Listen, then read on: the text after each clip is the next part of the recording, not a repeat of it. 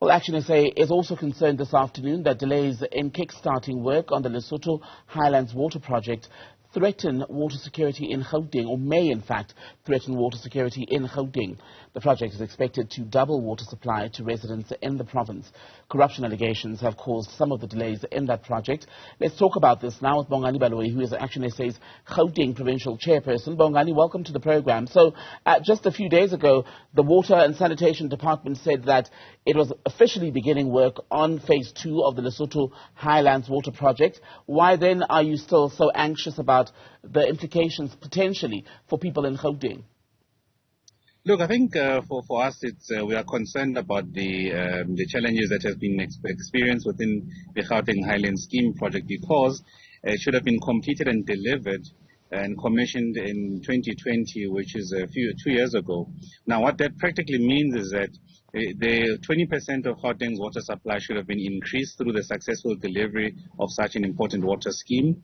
And subsequent to that, Gauteng municipalities are way over the extraction license in terms of what is permitted to them by rainwater, which means that some of the delays and disruptions to water we are facing today could have been averted successfully had this project been implemented and delivered on time. So this is going to continue frustrating the residents of Gauteng, who will face situations where there's issues of water, along with the infrastructure of water to deliver water from various schemes successfully to reservoirs and successfully to people's homes.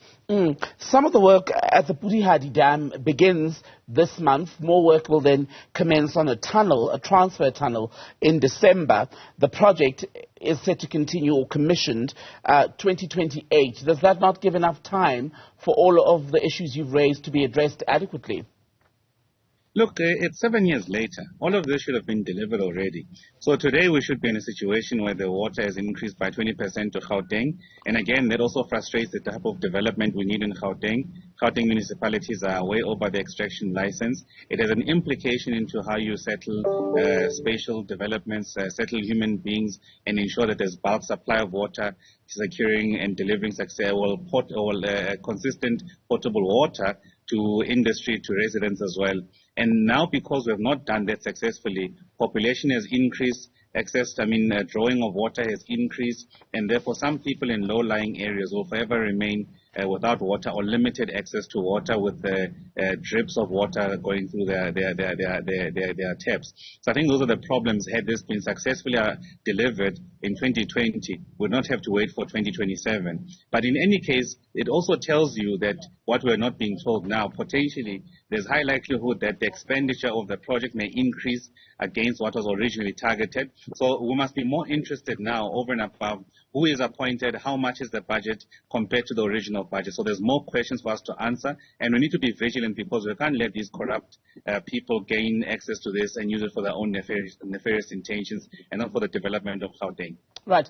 And with that in mind then, how sympathetic are you to people such as Minister Senzo Mchunu, who say the issues with that project and others, which were meant to allow us to get better access to water, predate them? They found this crisis and they're trying to fix it. Well, I don't have any sympathy for them. It's the same political party. Right. So, in terms of a monitoring perspective, you were talking just now about how this has gone on for years and we need to watch the money very closely because there may even be added costs going forward. How do you as ActionSA do that, given that you're not in Parliament, for example, which is where someone like Minister Mchunu would go to account?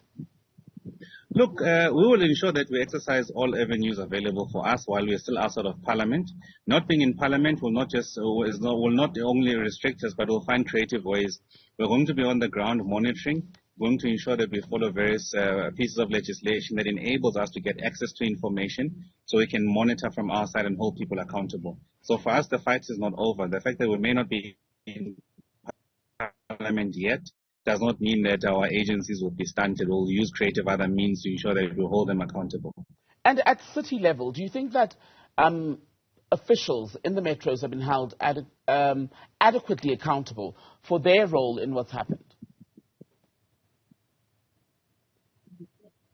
No, I don't think so. I think over the past 15 years, if you look at expenditure on repairs and maintenance, which speaks to infrastructure that enables delivery of water successfully. There hasn't been sufficient stuff here that speaks to infrastructure that has not been maintained successfully, and water is being wasted and lost year on year.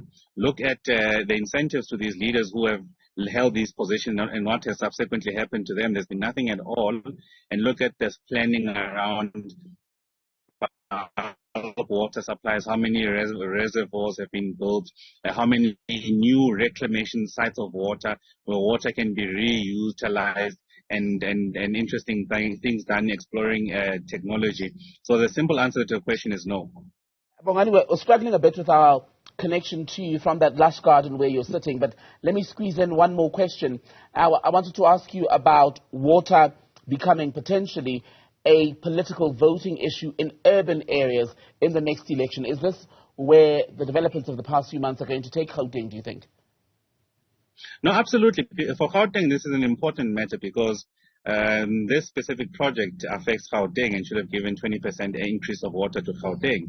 And when we can't develop, when we can't guarantee water to residents and industry, it's a big thing. And this, people must rightly link this to whom they elect, because these are the problems politicians must be able to remedy to society and demonstrate that they are able to deliver a type of lifestyle. And now it's getting to the core, which is service delivery and what type of service delivery, because this is not just a local competence, but it's also a national competence to ensure the security and supply of water resource for the nation and the country.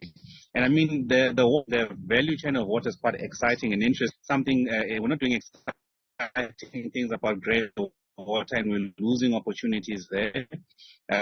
And we're just utilizing potable water in ways that other countries don't use potable water to flush over and above that don't involve drinking of water. So I think we need to rethink how we utilize the water infrastructure and how best to actually evolve. And this is the thinking behind ActionSA's alternative and thinking about what we're going to do differently. So we're thinking deeply about how we're going to resolve these challenges in innovative ways, but equally in ways that guarantee supply for the residents.